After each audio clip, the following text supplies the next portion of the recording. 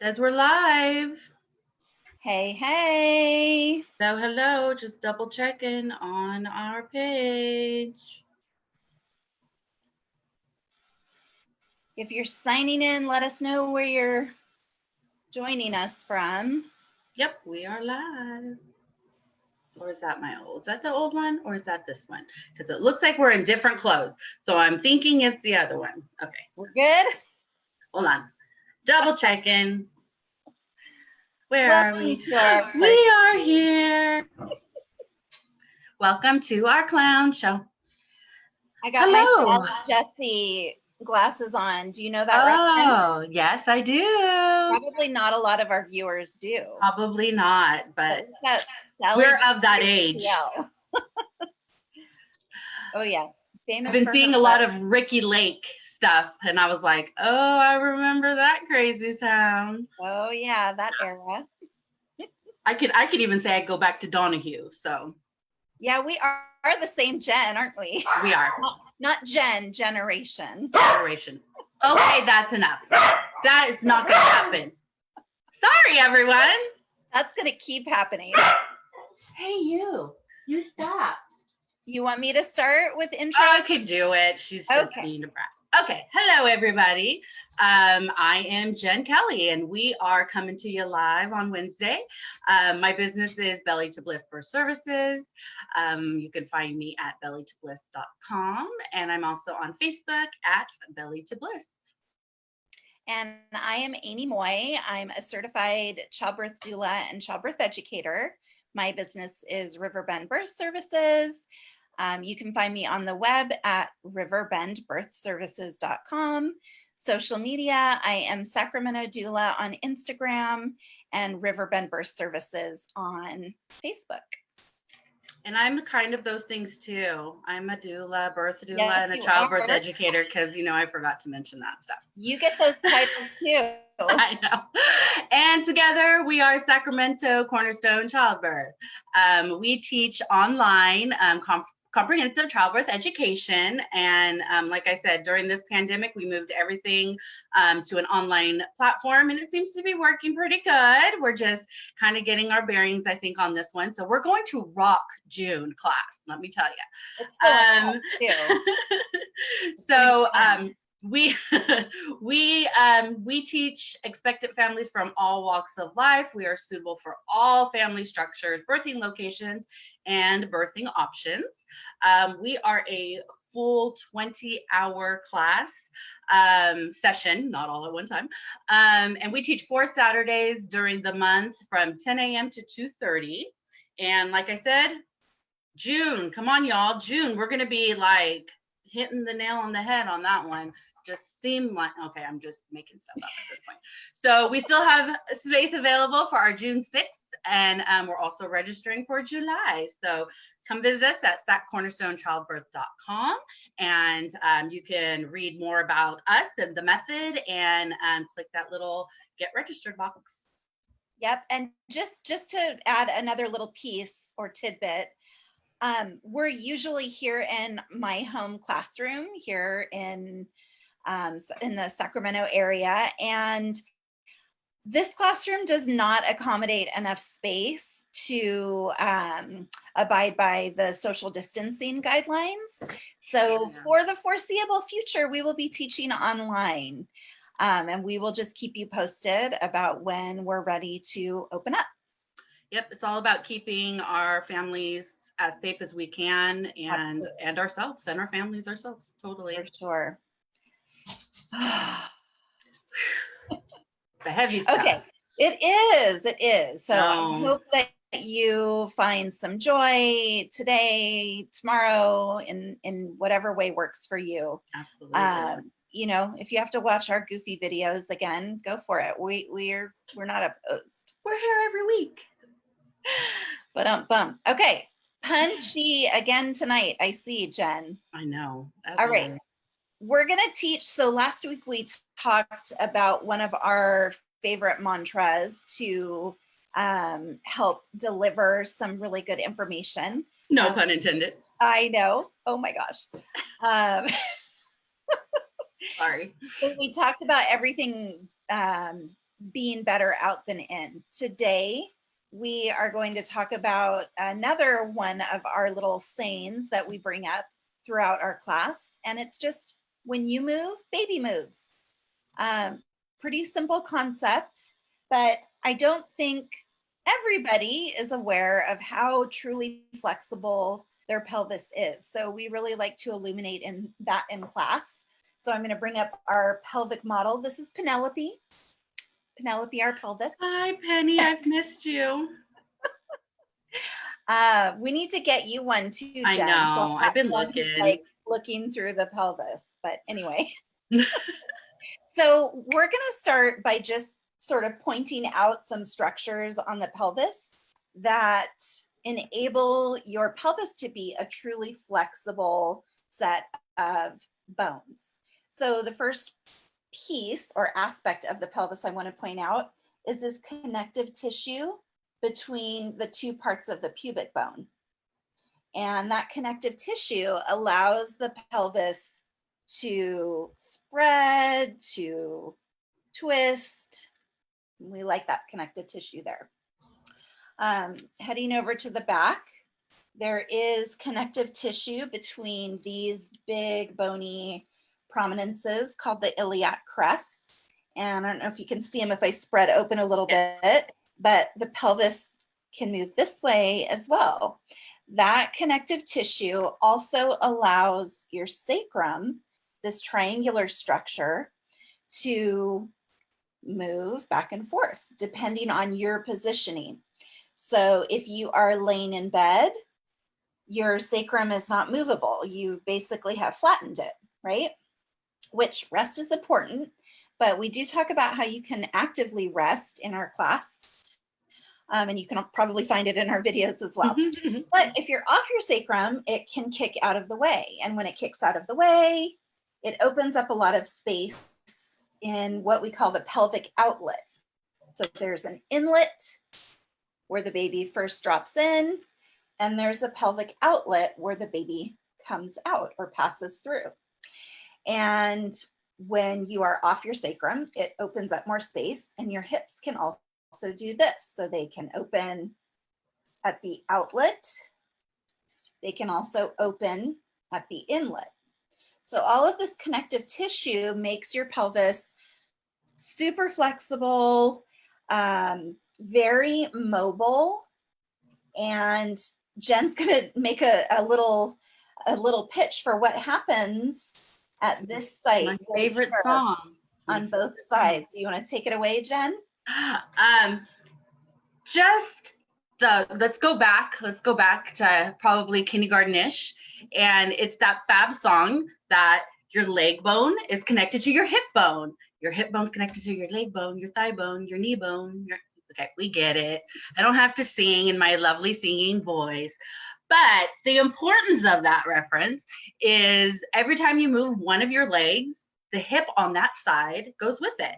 So if you are in late pregnancy or in labor, and Bailey,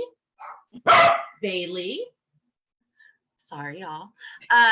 So if you are in that late pregnancy or in labor, your movements of moving your legs can move your hips, which can move your baby. So that's how all this kind of connects together, is when you move, baby moves. So when you open or move your legs, it's also opening your hips and allowing your baby to sink down lower into your pelvis.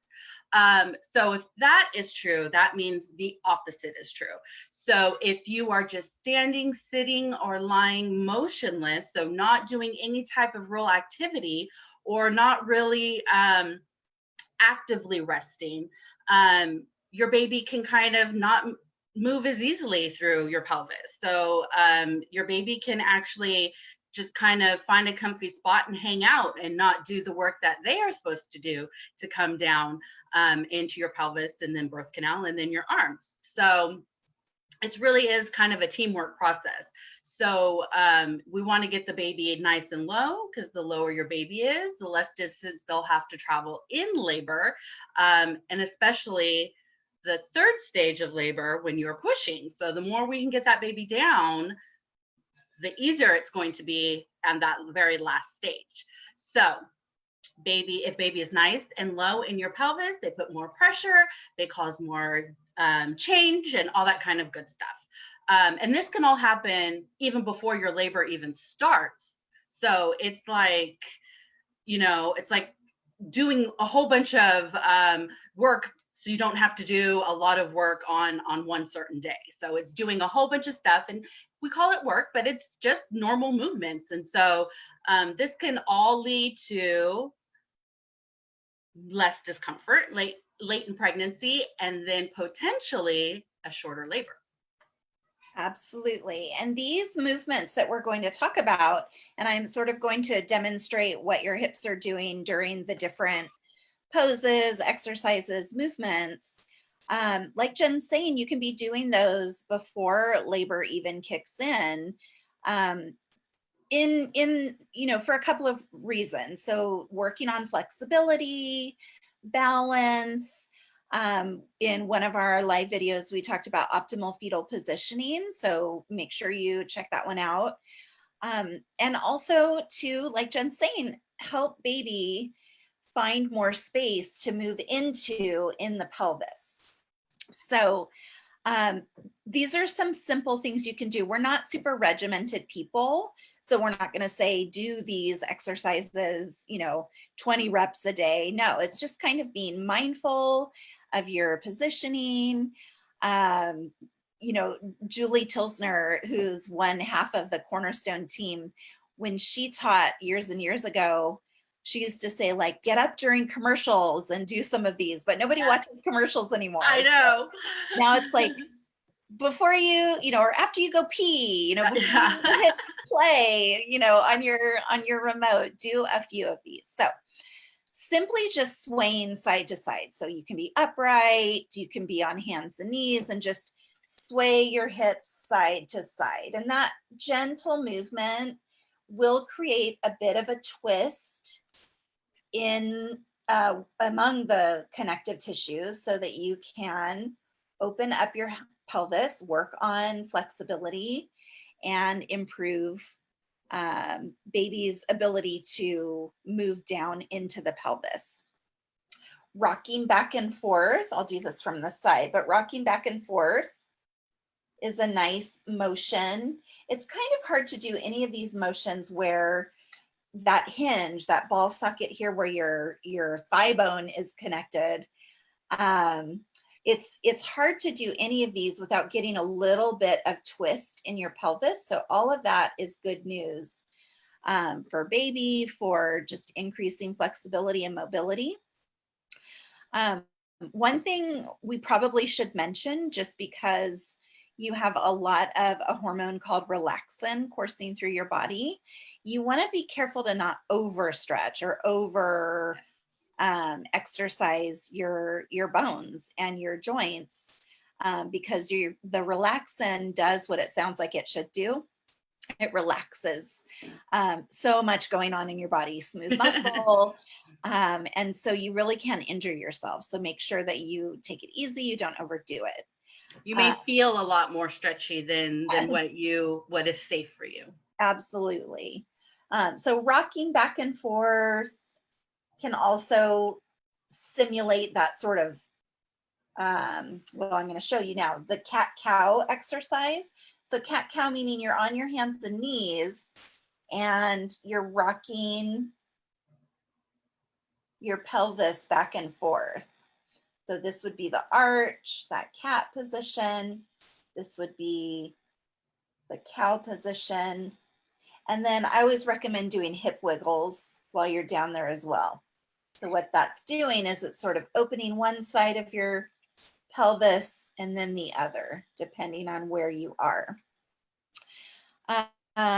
Hip circles and figure eights are great on a birth ball. So a hip circle would be like a full 360 rotation, and notice what the pelvis is doing. So one side opens up, then the other side. We always like to encourage people to, it's kind of like do the opposite. So, do it one way, then do the opposite, in the spirit of creating balance within your hips. And then figure eights is just what it sounds like. So doing a little bit of asymmetrical opening. These are really great. You can do them nice and wide on the ball. Squatting. Squatting is something that most people, when they squat, they think about the typical kind of yogic squat where you point your toes out and you squat as deep as you can.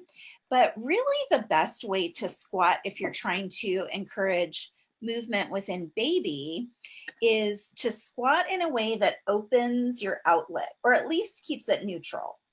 Because there's a way to squat where you actually close that outlet, okay?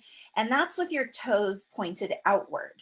So Jen and I, when we show childbirth videos in our classes, we're always pointing out, okay, now the one thing that we'd like the birthing person to do is turn her toes or turn their toes forward. And when you turn your toes forward, you're either in a neutral position or you're actually opening your outlet a bit, okay? So, and the opposite is true, right? So if your toes are pointed out, you're closing the outlet and just not allowing as much space for baby to move. And imagine if you're in labor and you want to encourage progress, or you really would like to start pushing soon. If you're closing your outlet, then baby kind of gets hung up there, right? Most people actually don't like to squat a whole lot once baby's pretty far down into the pelvis. But if it's really not feeling good, then you know that baby's kind of there, and you do better to open your outlet for both comfort and passage of baby.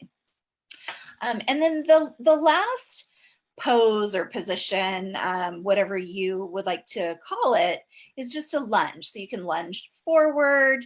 And when you're lunging forward, you're moving one leg in front of the other, and then coming back to standing, moving one leg in front of the other. And you can see all of that play. You can't see what's happening in the back when we turn it around. But when you lunge, all of that flexibility is happening, all of that opening, okay? And then of course you can lunge out to the side too. You can do that standing, you can do that kneeling on one knee while you lunge out to the side. But these are all great movements and positions that put your pelvis into play so that you're not just staying static all the time. So Jen's going to talk a little bit more about positioning, and then we're going to wrap up.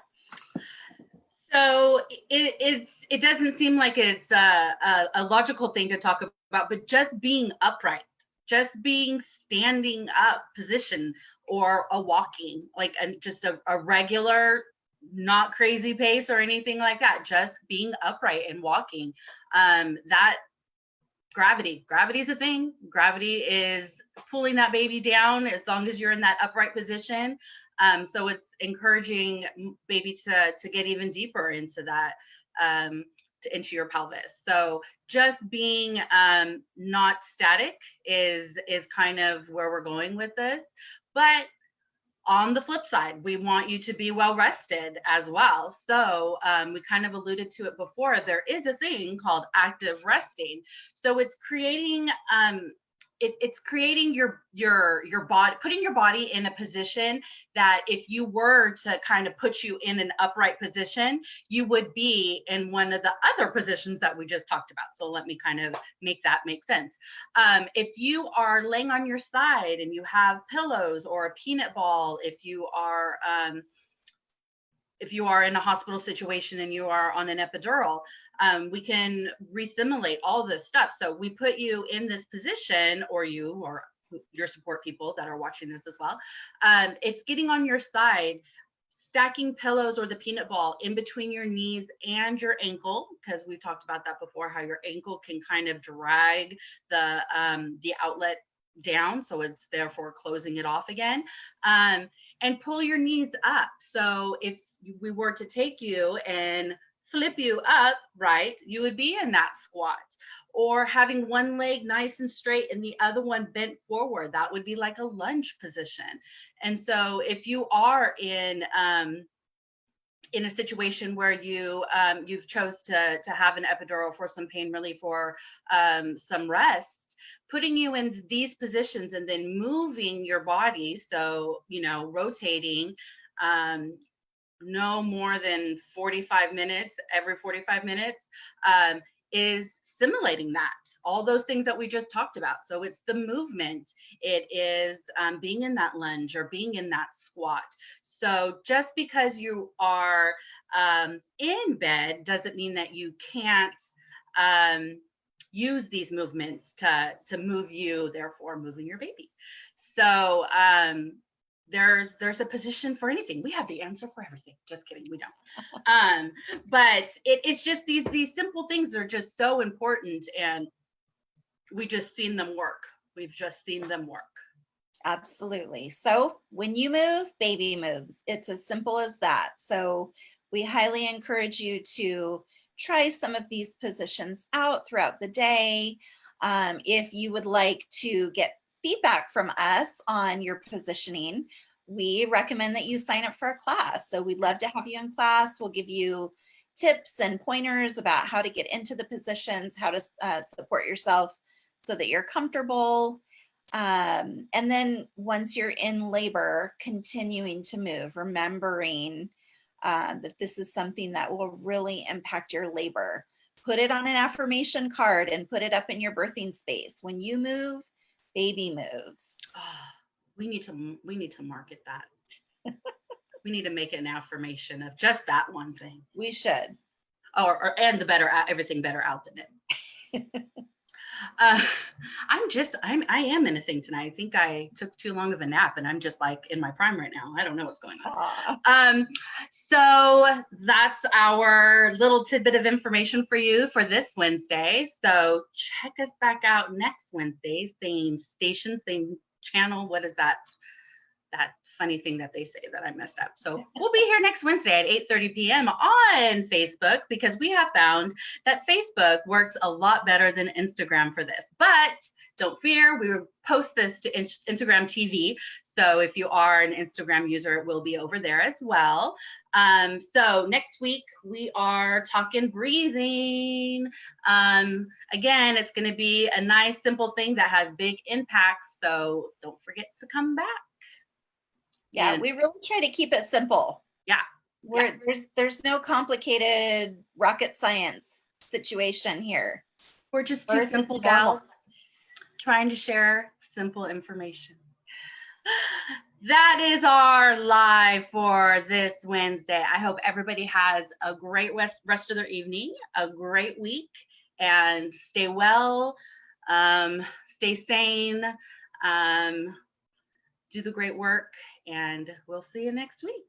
You too, Jen. Take care. Good night, Amy. Bye, everybody. Bye.